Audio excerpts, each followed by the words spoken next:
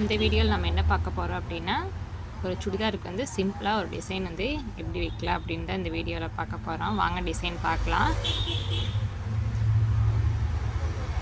இந்த டிசைன் வந்து எப்படி வைக்கிறதுனா, ஃபஸ்ட்டு வந்து 2 இன்ச்சுக்கு வந்து பேண்ட்டில் இருக்கிற கிளாத்தை வந்து 2ஆக இப்படி மடித்து அதையும் இன்னும் 2ஆக மடிச்சிங்க அப்படின்னா முக்கோண ஷேப்புக்கு வந்து வந்துடும். இந்த மாதிரி ஒவ்வொன்றா வந்து மடித்து இப்படி அடிச்சுட்டு வந்துடுங்க.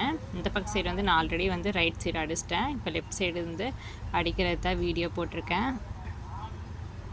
இந்த மாதிரி 1 by 1 அடிச்சுக்குங்க.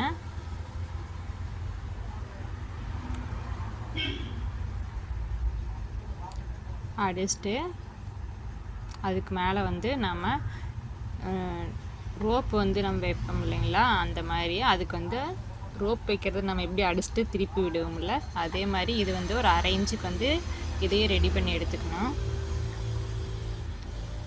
இப்படி ரெடி பண்ணி எடுத்துட்டு நான் வந்து மெயின் கிளாத்லேருந்து ஒரு நெக்லேருந்து ஒரு 1/4 இன்ச்சு தள்ளி வந்து இதை வந்து அப்படியே கண்டினியூவாக மேலே வந்து வச்சு அடிச்சுட்டு வந்திருக்கேன். பாருங்கள்.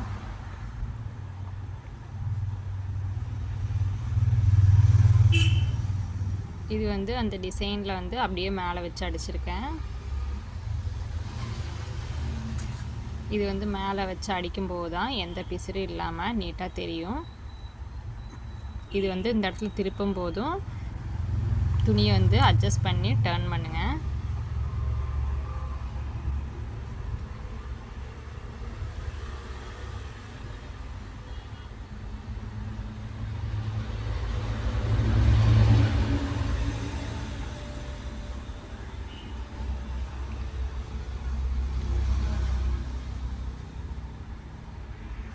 இந்த மாதிரி நம்ம வச்சுருக்க ஃபஸ்ட்டு ஸ்டிச்சுக்குள்ளேயே அதுக்கு மேலேயே வந்து இப்படி வந்து வச்சு அடிச்சுக்கலாம்.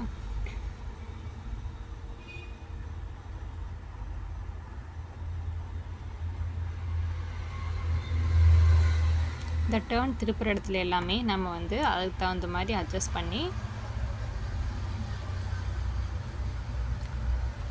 நம்ம வச்சுக்கலாம்.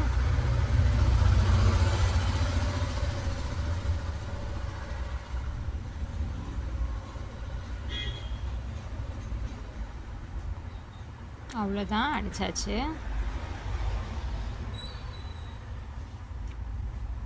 இது வந்து சிம்பிளான டிசைன் தான். நீங்களும் ட்ரை பண்ணி பாருங்கள். டிசைன் எப்படி இருக்குன்னு சொல்லி கமெண்ட் பண்ணுங்கள். அதுக்கடுத்து வந்து இந்த எட்ஜ்லேயும் இன்னொரு ஸ்டிச் பண்ணிக்கலாம்.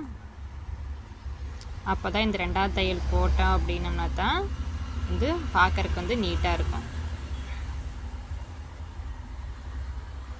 இது இந்த மாதிரி எட்ஜ்லேயே இன்னொரு ஸ்டிச் பண்ணிக்கலாம்.